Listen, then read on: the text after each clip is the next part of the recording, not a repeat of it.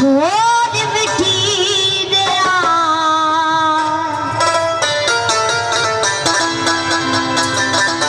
ਕਾਦਿਆ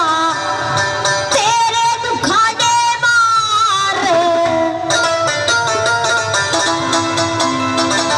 ਕਾਦਿਆ ਮੇਰਾ ਸੋਹਣਾ ਮਾਹੀ परिवार आखिया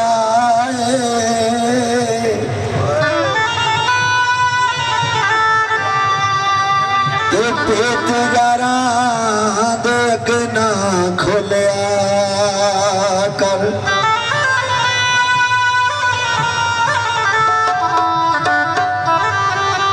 जिसदा हो गया सदा नहीं सदा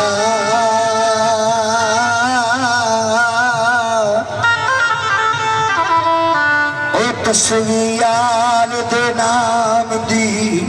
लिया कर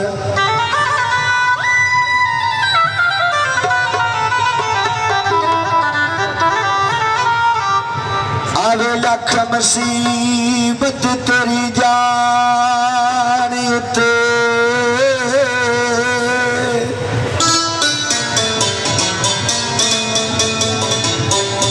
रखे हौसला मनो ना डोलिया कर टैम यार दा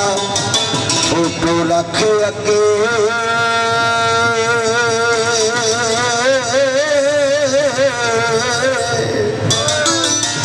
ओ बोलना तू ते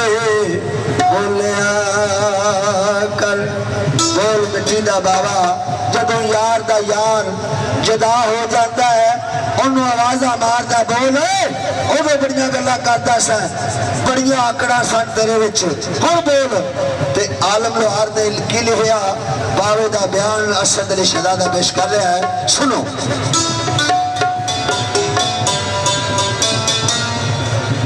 ਹੋਰ ਮਿੱਠੀ ਦਿਆ ਖੈਰਾ ਕਾਦਿਆ ਤੇਰੇ ਦੁੱਖਾਂ ਦੇ ਮਾਰ ਮੁਕਾ ਲਿਆ ਮੇਰਾ ਸੋਹਣਾ ਮਾਹੀ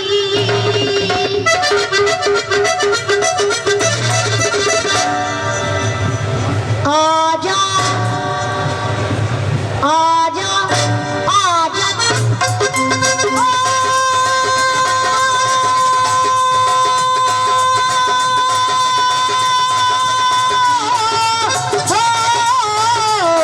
कौन मिठी गया फिर के फिर के